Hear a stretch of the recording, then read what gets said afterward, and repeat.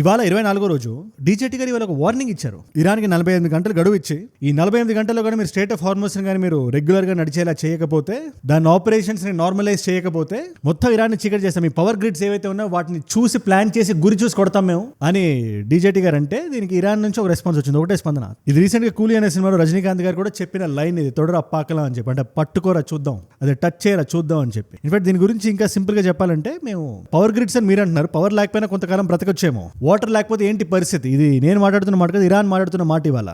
ఇవాళ వాటర్ లేకపోతే మీ పరిస్థితి డీసాలినేషన్ ప్లాంట్స్ అని కొడతాం మేము. మా చుట్టుపక్కల ఉన్న దేశాలు అన్నింటిలో ప్లస్ మీ బిజినెస్ చూసి ప్లాన్ చేసి కొడతాం. అండ్ అక్కడితో ఆగుతాం అనుకుంటున్నారా? మిలిటరీ బేస్, ఎయిర్ బేస్ ఏవేవైతే మేము ఇక్కడ ఉన్నాయో ప్రతి దాన్ని మేము కొడతాం. ఈ 48 hours తర్వాత మీరు టచ్ చేసి చూడండి. ఇది ఇంకో సైడ్ ఇరాన్ చెప్తున్న మాట. అండ్ గత 24 గంటలు ఇలాంటి చాలా విషయాలు జరిగినాయి. అది సౌదీ అరేబియా మీద ఇరాన్ చేసిన దాడి అవనివ్వండి, నతాన్స్ అని చెప్పి న్యూక్లియర్ ఫెసిలిటీ ఒకటి ఉంది ఇరాన్లో, దాని మీద దాడి జరిగింది. ఇప్పుడు ఇవన్నీ కాకుండా ఇజ్రాయెల్లో మాకు ఐరన్ డోమ్ ఉందని వాళ్ళు చెప్తుంటారు కదా, అక్కడ కూడా రకరకాల దాడులు జరిగినాయి. 25th డే వచ్చిన తర్వాత కూడా ఇది ఎక్కడ తగ్గేలా అయితే కనబట్ల. మల్టిపుల్ పీపుల్ దగ్గర మల్టిపుల్ సోర్సులు ఉన్నాయి.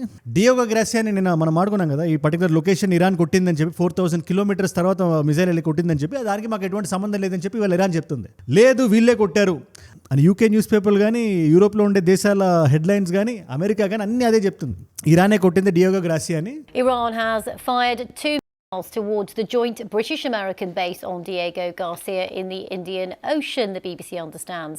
మనం ఇవాళ జాగ్రత్తగా లేకుండా ప్రియంటివ్గా ఎటువంటి స్ట్రైక్ చేయకపోతే ఇరాన్ ఇలాంటివి ఇంకా ఎక్కువ చేస్తుంది అనేది వాళ్ళ పాయింట్.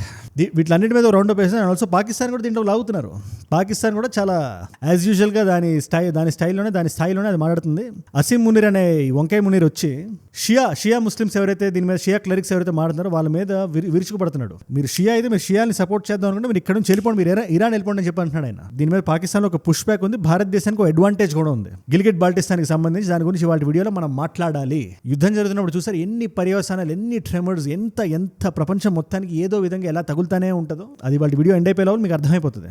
అండ్ ఇలాంటి వీడియో నా సైడ్ నుంచి మీకు రోజు ఒకటి వస్తుంది, ఎవ్రీ సింగిల్ డే. రోజువారీగా జరుగుతున్న ఈ అప్డేట్స్ మొత్తాన్ని కన్సైజ్గా అందరికీ అర్థమయ్యే భాషలో సింప్లిఫై చేసి ఒక 10-15 నిమిషాలు వీడియో చేసి ఒక నాలెడ్జ్ పిల్ల మీ ముందు పెట్టేస్తా. ఎవరైతే కొత్త వాళ్ళు చూస్తున్నారు ఇలాంటి వీడియోస్, నా స్టైల్లో మాట్లాడే వీడియోస్ మీరు మిస్ అవ్వకుండా ఉండాలనుకుంటే కింద కనబడే సబ్స్క్రైబ్ బటన్ నొక్కి పెట్టేసుకోండి. సబ్స్క్రైబ్ చేశారుగా, డన్. యూఏ తర్వాత ఖతార్ తర్వాత బహ్రెయిన్ తర్వాత కొత్తగా సౌదీ అరేబియాని గురి చూసి కొట్టింది ఇరాన్. సుమారు ఒక 60 drones yesterday Saudi Arabia side వెళ్ళినాయి. అండ్ ఆల్సో ఫర్ ఎగ్జాంపుల్ ఇప్పుడు పాకిస్తాన్ మనపై దాడి చేయాలి. వాళ్ళకు ఉండే యాక్సెస్ ఏంటి? అరేబియన్ సీ ఉంది, బే ఆఫ్ బెంగాల్ ఉంది.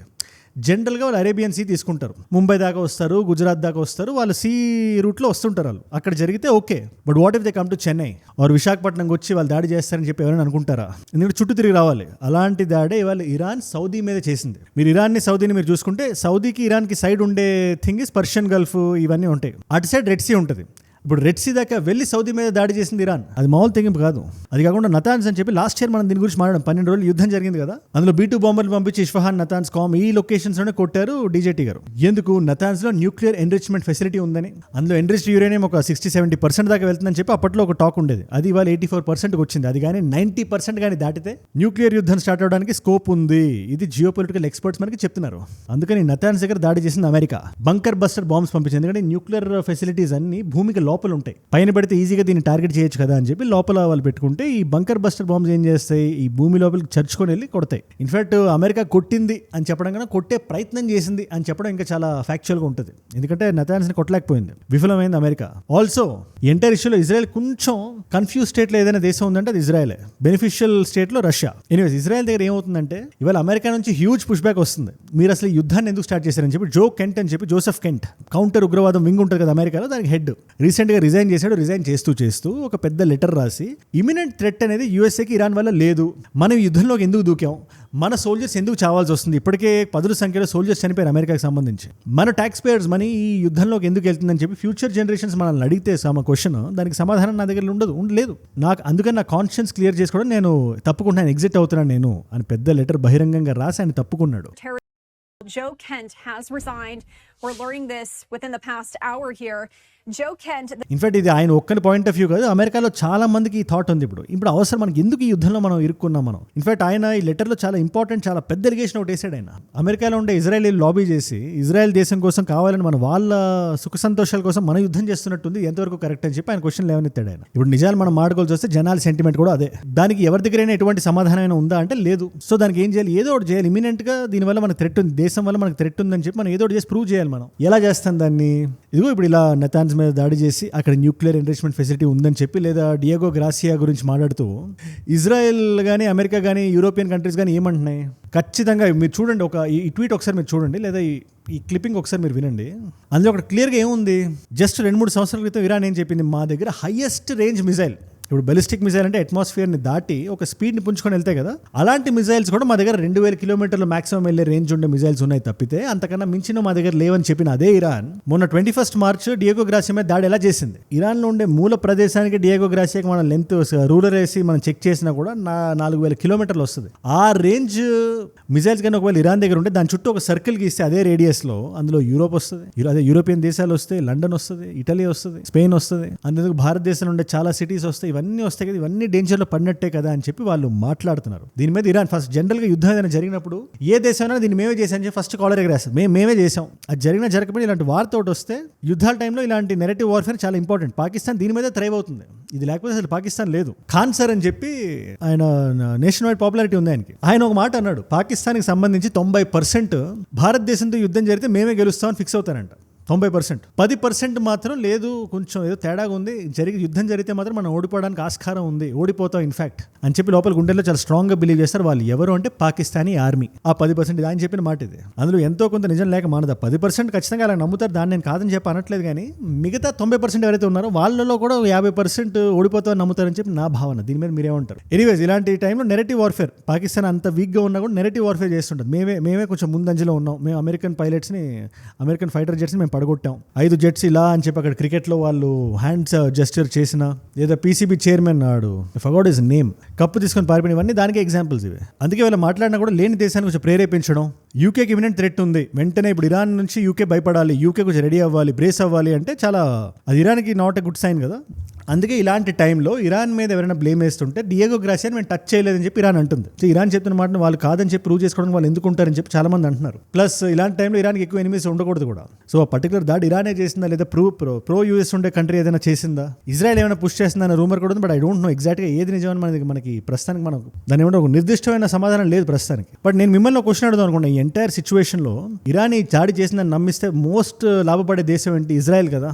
సో నిజంగానే ఇరాన్ చేసిందా? ఎందుకంటే ఇరాన్కి ఈ పర్టికులర్ మిజైల్స్ పంపిస్తున్నప్పుడు ఒక మిజైల్ ఇంటర్సెప్ట్ చేసి కొట్టారు గాల్లోనే. సో వాళ్ళు మిజైల్ సరిగ్గా ల్యాండ్ అవ్వలేదని చెప్పి ఒప్పుకోవట్లేదా, పంపించిందా అనేది మనకు తెలియదు. బట్ మీరు ఎవరు చేశారని చెప్పి మీరు అనుకుంటున్నారు. అకార్డింగ్ టు యూ ఇరాన్ చెప్తున్న వర్షన్ కరెక్టా, లేదా అమెరికా చెప్తున్న వర్షన్ కరెక్టా? కింద కామెంట్స్లో ఖచ్చితంగా రాయండి. కానీ పాకిస్తాన్ని మాత్రం ఎటువంటి సిచ్యువేషన్లో ఉన్నా లాక్కురావడం చాలా సింపుల్. ఎందుకంటే అటు రుమాలు వేసుకొని అమెరికా దగ్గర డాలర్లు తీసుకుంటుంది, లోపల ఉండే జనాలకేమో ఇరాన్ మీద మక్కువ ఎక్కువ. అదే కాకుండా సౌదీ అరేబియాతో ఒక ప్యాక్ట్ సైన్ చేసింది. ఆ ప్యాక్ట్లో ఏముంది, ఈ ఇరు దేశాల్లో ఏ దేశం మీద యుద్ధం జరిగినా రెండో దేశం రావాలి. అది పాకిస్తాన్ మీద జరిగితే సౌదీ వస్తుందో లేదు తెలియదు, కానీ సౌదీ మీద జరిగితే పాకిస్తాన్ ఖచ్చితంగా రావాలి. And we have this agreement right now with Pakistan.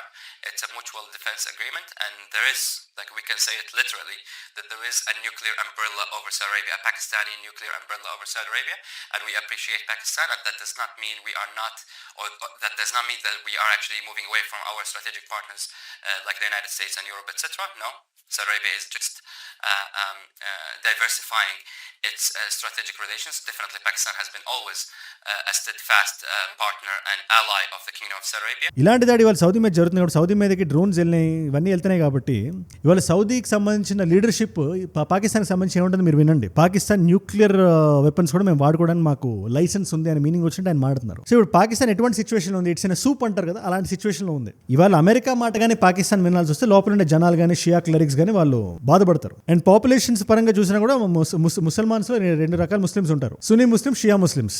Percentage వారీగా మనం చూస్తే పాకిస్తాన్లో 85% సున్నీస్, 10% షియాస్. బట్ ఏదో అక్కడ 15% అన్నానని చెప్పి ఏదో ఇంపార్టెంట్ పొజిషన్స్లో అక్కడ షియాస్ లేరంటే అది చాలా అబద్ధం. అది పెద్ద పెద్ద డాక్టర్స్, లాయర్స్, బ్యూరోక్రాట్స్ వీళ్ళందరూ అక్కడ చాలా మంది షియాస్ ఉంటారు. అంతెందుకు ఈ జిన్నా ఉన్నాడు కదా, జిన్నా ఇస్ షియా ముస్లిం. ఇది మీలో ఎంతమందికి తెలుసు? ఎవరైతే ఫౌండింగ్ ఫాదర్ ఆఫ్ పాకిస్తాన్ అంటారో, సో ఈ షియాస్ ఇబ్బంది పడతారు ఒకవేళ అమెరికా గూడిజం చేసి సౌదీ తరపున వెళ్ళి ఫైట్ చేయాల్సి వస్తే. లేదు ఇరాన్కి వెళ్ళి మేము ఫైట్ చేస్తాం, షియాస్కి తోడుగా ఉంటామంటే అమెరికా డిప్ప మీద కొడుతుంది. మరి ఇటెల్లాలు ఏం చేయాలి అనే ఒక సందిగ్ధ స్థితిలో ఉంటుంది. ఇలాంటి సిచ్యువేషన్లోనే గిల్గిట్ బాల్టిస్తాన్లో మొత్తం పాకిస్తాన్ పాపులేషన్ మనం తీసుకుంటే అందులో 15% షియాస్ అయి ఉండొచ్చు. కానీ జస్ట్ గిల్గిట్ బాల్టిస్తాన్ తీసుకుంటే అందులో 45% షియాస్ ఉన్నారు. అండ్ అక్కడ చాలా ప్రొటెస్ట్లు కూడా జరుగుతున్నాయి, 6-8 ప్రొటెస్ట్లు జరిగినాయి. ఇలాంటి టైంలో ఇండియన్ డిప్లొమసీ కొంచెం జాగ్రత్తగా ప్లాన్ చేసి కొడితే గురి చూసి మన మనదైన గిల్గిట్ బాల్టిస్తాన్ మనకు వచ్చేస్తుంది అని కూడా చాలా మంది ఎక్స్పర్ట్స్ చెప్తున్నారు. దీని మీద మీరు ఏమంటారు నాకు రాయండి కింద కామెంట్స్. ఎందుకంటే అక్కడ జనాలకి ప్రస్తుతానికి పాకిస్తాన్ మీద చాలా కోపం ఉంది. ఇప్పుడు ఎవరైతే గిల్గిట్ బాల్టిస్తాన్లో షియా ముస్లిమ్స్ ఉంటారు అండ్ వాళ్ళు కూడా 45% ఉన్నారు వాళ్ళు. అందుకని దురంధర్ సినిమాలో ప్లాన్ చేసే ఏదైనా మిషన్ ఏదైనా ప్లాన్ చేస్తారా? ఇది సినిమాల పరంగా చాలా సింపుల్ గా 3-4 గంటలు చూపించేయచ్చు, బట్ రియల్ లైఫ్ లో చాలా సుదీర్ఘమైన ప్రాసెస్ ఇది. బట్ ప్రస్తుతానికి అయితే షియా క్లెరిక్స్ కి అసీం మునీర్ మీద, వంకాయ మునీర్ మీద చెప్పరాని కోపం ఉంది. ఈ షియా క్లెరిక్ ఏమంటున్నారు ఒకసారి మీరే వినండి. जरूर आई, लेकिन जो अफसोसनाक बात कही उन्होंने वो ये कि अगर आपको यानी इतना ही ईरान से मोहब्बत है तो फिर आप ईरान चले जाएं, दरवाजे खुले हैं, आप ईरान चले जाएं. ये बात इसलिए कर रहा हूं कि अब ये सारी जो है ना वो मेरे ख्याल में 1 दर्जन के करीब जनरल हजरात बैठे हुए थे, इतने उलमा किराम बैठे हुए, किसी से कोई ढकी छुपी बात नहीं है. ఎనీవేస్ ఇప్పుడు ఇవాళ ఉండే సిచ్యువేషన్ లో పాకిస్తాన్ ఓకే, కానీ ఓవరాల్ గా భారతదేశం మీద పడే ఇంపాక్ట్ అయితే ఇదే. Apart from the oil prices, gas prices, crude oil and all this stuff. ఈ 48 అవర్ డెడ్ లైన్ ఏదైతే ఉందో అందులో ఆల్మోస్ట్ ఒక 24 అవర్స్ అయిపోయినాయి. ఈ వీడియో మీరు చూసే టైంకి 24 గంటలు ఉంటుంది డీజేటీ గారు ఇచ్చిన డెడ్ లైన్ కి. ఆ డెడ్ లైన్ తర్వాత నిజంగా ఆయన చెప్పినట్టు చేస్తారా లేదా టాకో అయిపోతారా? ఇది కూడా నాకు రాయండి కింద కామెంట్స్ లో. ఎందుకంటే ఎంత ధమ్కీలు ఇస్తున్నా, ఎన్ని పెద్ద పెద్ద మాటలు అంటున్నా, నెక్స్ట్ 24 అవర్స్ చూడండి, ఈ రాత్రి చూడండి, రేపు రాత్రి చూడండి అని అమెరికా చెప్తానే ఉన్నా కూడా ఎక్కడ మనం ఇరాన్ అసలు బెసకట్లేదు. ఎనీవేస్ వంకాయ మునీర్ స్టేట్మెంట్ ఇచ్చాడు కాబట్టి షియాస్ మీరు ఇరాన్ వెళ్ళిపోండి అని చెప్పి ఇరాన్ వాళ్ళు కూడా చాలా కోపంగా ఉండే ఈ వ్యక్తి మీద ఇవాళ. అది దేనికి దారి తీసేదో చూడాలి. నేను కూడా చాలా కీన్ గా ఎదురు చూస్తున్నాను. నేను ప్రపంచంలోనే most valued company Saudi Aramco అని చెప్పి ఒక కంపెనీ ఉంది. అది ఇన్ఫాక్ట్ ఈ వరల్డ్స్ మోస్ట్ వాల్యుబుల్ కంపెనీ ఏ సంవత్సరంలో అయింది ఐపీఓ ఓపెన్ చేసిన తర్వాత? ఇంకా సింపుల్ గా చెప్పాలంటే వాళ్ళు ఐపీఓ ఏ సంవత్సరంలో ఓపెన్ చేశారు? Option A is 2017, option B is 2018, option C is 2019, option D is 2020. మీకు సమాధానం తెలిస్తే కింద రాయండి. తెలుసుకుందాం అనుకుంటే ఇన్స్టాగ్రామ్కి వచ్చేసేయండి. కాంపిటేటివ్ ఎగ్జామ్స్ అయితే హెల్ప్ అవుతుంటుంది. అక్కడ అజయ్ ఫ్రమ్ ఏజుడ్ అని ఉంటుంది, అజయ్ ఫ్రమ్ అని రాయండి. It's verified profile, tick mark ఉంటుంది, 1+ మిలియన్ ఫాలోవర్స్ ఉంటారు. మీరు టక్ అని వచ్చేయచ్చు. అక్కడ ఇలాంటి వీడియోస్ని రీల్స్లో చూడొచ్చు. నా లైఫ్లో నా చుట్టూ ఏమైనా జరుగుతున్నా, నాకు ఏదైనా వీడియో ఐడియా టాపిక్ మీరు ఇద్దామనుకున్నా కూడా ఇట్స్ అ గ్రేట్ ప్లేస్. డెఫినెట్గా రండి. ఆల్సో అక్కడ మీరు పంపిస్తున్న ఆర్టికల్స్ ఉంటాయి కదా, దాన్ని కూడా నేను ఇంక్లూడ్ చేసి వీడియోస్లో నేను పెడుతున్నా. ఫాలో అయి పెట్టేసుకోండి. అండ్ ఏజుడ్ గ్లోబల్ అని మీ నాన్ తెలుగు ఫ్రెండ్స్కి నాకంటే వీడియోస్ మీరు షేర్ చేద్దాం అనుకుంటే definitely subscribe to that channel. And మీరు ఇక్కడ దాకా ఈ వీడియోలో వచ్చారంటే నా వీడియోస్ మిమ్మల్ని ఆకట్టుకుంటున్నాయి, ఒక వాల్యూ పొందుతున్నారు. Thank you so much for that. మీరు ఇస్తున్న వాచ్ టైం, రిటెన్షన్ ఉంటుంది కదా, ప్రాణం పెట్టి నన్ను పనిచేయడానికి, రోజు నిర్భయంగా నిర్మోహమాటంగా మాట్లాడడానికి నన్ను ప్రేరేపిస్తుంది, ప్రోత్సహిస్తుంది. దానికి మీరే నా ప్రేరణ, యో మై ఇన్స్పిరేషన్. బట్ మీరు ఇలా డైలీ చూడడం వల్ల ఎంతమంది కొత్త వాళ్ళకి రీచ్ అవుతుంది అనుకుంటున్నారు మీరు? ఈ యుద్ధ సమయంలో గంటకు అప్డేట్ వస్తున్నప్పుడు కూడా రెస్పాన్సిబుల్గా ఒక రోజు మొత్తం జరుగుతున్నది సింపుల్గా 10-15 నిమిషాల్లో మీకు తెలియాలి, ఈ నాలెడ్జ్ ఫీల్ మీ దాకా రావాలి అని కొత్త వాళ్ళు ఎవరు అనుకున్నా మీరు ఫస్ట్ చేయాల్సిన విషయం ఉంటే కింద కనబడే సబ్స్క్రైబ్ బటన్ నొక్కి పెట్టేసుకోండి. సబ్స్క్రైబ్ చేశారుగా, డన్. మీకోసం నేను వీడియోస్ పెడుతున్నాను. ఇక్కడ ఇరాన్ డియాగో గ్రాసియా ఏంటి ఇష్యూ, ఏంటి ఆ మిజైల్ సంబంధించిన విషయాలండి, బలిస్టిక్ మిజైలా ఏంటి దాని కథ అంటే దాని క్రిస్టల్ క్లియర్ ఎక్స్ప్లెనేషన్ నేను వీడియోలో ఉంది. ఇక్కడ లేదు అసలు ఈ యుద్ధం ఎలా మొదలైంది, స్టార్ట్ అయింది, డే 1 నుంచి నేను చూడాలనుకుంటున్నానంటే ఆ వీడియో ఇక్కడ ఉంది. మీకు ఏ వీడియో ఇంట్రెస్ట్ ఉంటే ఆ వీడియోని చూడండి. నేను మళ్ళీ మిమ్మల్ని రేపు ఇంకో వీడియోతో కలుస్తా. మనందరం కలిసి పెరగాలి, కలిసి ఎదగాలి. Let us all grow together. Let us all rise together. Rise above ignorance. Rise above arrogance. Rise above hate. ఏజుడ్ అంటే మనం. జై హింద్, జై భారత్, జై ఆంజనేయ. ఓం నమః శివాయ.